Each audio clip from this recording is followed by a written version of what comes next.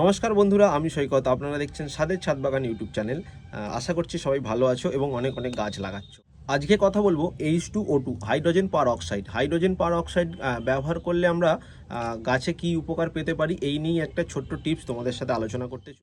গাছে ব্যবহার করলে হাইড্রোজেন পার অক্সাইড আমরা অনেক রকম উপকার পেয়ে থাকি, কারণ এতে আছে অতিরিক্ত অক্সিজেন, যা গাছের শিকড়কে এবং গাছকে সুস্থ রাখতে সাহায্য করে। এরপরে আসবো কীভাবে আমরা এটাকে ব্যবহার করতে পারি বা কীভাবে আমরা উপকার এর থেকে পেয়ে থাকি। সর্বপ্রথম শিকড়ে অক্সিজেন যোগায়, মাটির ভিতরে অতিরিক্ত অক্সিজেন তৈরি করে, যার ফলে গাছের শিকড় সুস্থ থাকে এবং দ্রুত বাড়তে কিন্তু হাইড্রোজেন পার অক্সাইড গাছকে সাহায্য করে। রুট রট বা শিকড় পচে যাওয়া, অনেক সময় অতিরিক্ত জল দেওয়ার কারণে শিকড় আমাদের গাছের পচে যায়। হাইড্রোজেন পার অক্সাইড যদি আমরা জলে গুলে ব্যবহার করি থাকি, গাছের জন্য ব্যবহার করে থাকি, তাহলে কি হয়, সেই পচে যাওয়া শিকড় থেকে ফাঙ্গাস বা ব্যাকটেরিয়াকে হাইড্রোজেন পার অক্সাইড মেরে দেয় এবং সেখান থেকে শিকড়কে কিন্তু রিকভারি করে গাছকে কিন্তু মরার হাত থেকে বাঁচিয়ে তুলতে পারে। 3 নম্বর আসবো ছত্রাক বা ব্যাকটেরিয়া নাশক হিসেবেও কিন্তু আমরা এটাকে ব্যবহার করতে পারি।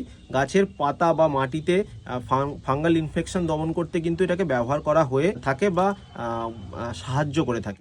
4 নম্বর হচ্ছে কোনো রকম আমরা কিন্তু গাছের বীজ বা দানাকে আমরা কিন্তু জার্মিনেট করাতেও এটি সাহায্য করে থাকে। দানা যদি আমরা জার্মিনেট করার আগে এটি হাইড্রোজেন পার অক্সাইড দিয়ে যদি আমরা জলে ভিজিয়ে রাখি, তাহলে কিন্তু তার জার্মিনেশনের পার্সেন্টেজটা অনেকটাই কিন্তু বেড়ে যায়।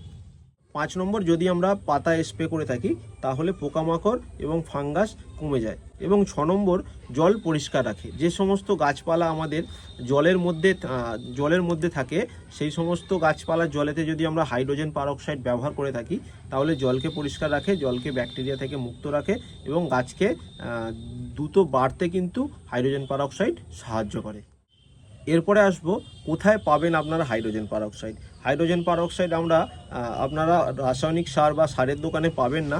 এটি বেশিরভাগ মেডিকেল শপেই কিন্তু এটা পাওয়া যায়। তো নিজের এলাকার মেডিকেল শপ থেকে কিন্তু তোমরা এটা কিনে নিতে পারো, সাধ্যের মধ্যে এটি কিন্তু পাওয়া যায়।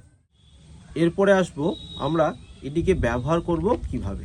যদি আমরা মাটির জন্য ব্যবহার করি, তাহলে 1 চা চামচ 1 লিটার জলে গুলে আমরা মাটিতে দেব। এবং যদি এটা পাতায় করি আমরা, তাহলে 1 চা চামচ ছোট চামচের 1 চামচ নিয়ে কিন্তু আমরা 1 লিটার জলে গুলে গাছের পাতায় স্প্রে করব। ভিডিওটা এখানেই শেষ করছি। যদি ভিডিওটা ইনফরমেটিভ মনে হয় তাহলে চ্যানেলটিকে একটি সাবস্ক্রাইব করো, কমেন্ট করে জানিও ভিডিওটা কেমন লাগলো।